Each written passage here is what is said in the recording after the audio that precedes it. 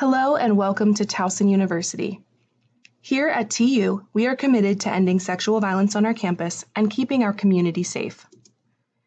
In this video, we are going to quickly review behaviors prohibited by the TU sexual misconduct policy, define consent, and identify important resources for those impacted by sexual violence. We acknowledge that these can be difficult topics to talk about, so you are invited to pause the video or skip ahead if you are feeling triggered. Additionally, if you find yourself with any lingering questions after watching the video, you can email those questions to healthed@towson.edu. This email will remain in the lower right-hand corner of the screen throughout the video. To begin, let's discuss our Towson University sexual misconduct policy. This policy applies to all TU students, faculty, and staff, regardless of sex, sexual orientation, gender, and gender identity. It is important to be able to recognize the prohibited behaviors under this policy so that you can help keep your campus community safe. The 7 prohibited behaviors include relationship violence, sexual harassment, sexual assault, which includes non-consensual sexual penetration as well as non-consensual sexual touching, sexual exploitation, which includes sharing illicit photos without consent, stalking, both in person and online, sexual intimidation, such as flashing or threatening sexual violence, and retaliation against anyone who participates in or makes a report of sexual misconduct. For more information, including the full definitions for each of these terms, please visit www.towson.edu/xoutsexualviolence. The key takeaway message here is that all sexual activity without consent is sexual violence, and therefore prohibited under our sexual misconduct policy. Consent is the key, so we're going to take some time to share our TU definition of consent, which includes 4 main components. First, consent must be active.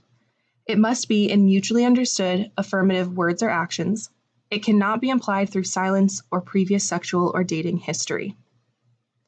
Next, consent is coherent, meaning that if someone is incapacitated from alcohol or drugs, asleep, or otherwise mentally impaired, they are not able to consent to sexual activity. Incapacitated is the key term here. This is a state beyond drunkenness, where someone might be slurring their words, stumbling, vomiting, or even passed out.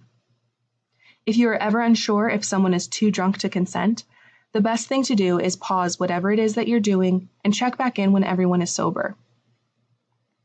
Next, consent is ongoing.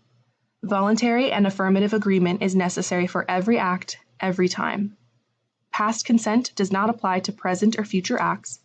There's no such thing as rollover minutes when it comes to consent.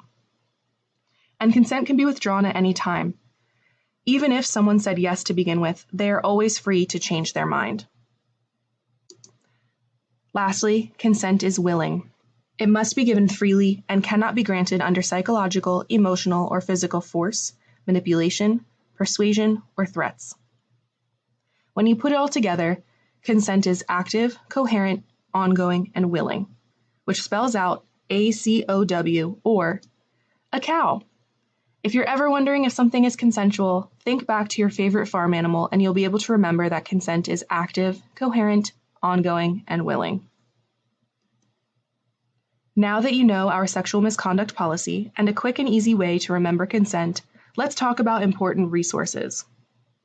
If you or someone you know has experienced sexual violence, it is important to know that they are not alone and that there are several great resources on our campus and within the larger Towson community.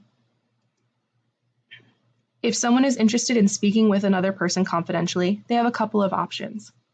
First is the Towson University Counseling Center, which offers individual and group counseling and can make referrals to outside therapists. Next is the Towson University Health Center, which offers free treatments for health needs related to sexual violence. They do report numbers to the university, but not names. Next is Turnaround, a local agency that runs a 24-hour helpline. This is great because we know that most sexual violence does not happen during the typical business hours when the health and counseling centers might be open. Turnaround also provides free counseling and advocacy services. If someone thinks or knows that they want to pursue legal actions, they can get a free and confidential sexual assault forensic evidence exam, also called a SAFE exam, from GBMC or Mercy Medical Center, 2 hospitals in our local community. If someone is interested in making a report of sexual misconduct, they can do so through the university or through the police. The Title IX office is available to help. They are able to take interim measures such as academic support, housing arrangements, no contact orders, and so on. They are also able to initiate investigations as needed for disciplinary action. If someone is interested in pursuing criminal legal action, they are able to make a report with the Towson University Police Department or with their local police department. If you have any questions about campus resources for sexual violence, please email healthed@towson.edu. Lastly, I wanted to leave you with a list of several important phone numbers which you can plug into your phone right now. These are resources to keep you and our campus community safe. It is always best to be prepared ahead of time, so go ahead and pause this video now so that you can plug these numbers into your phone immediately.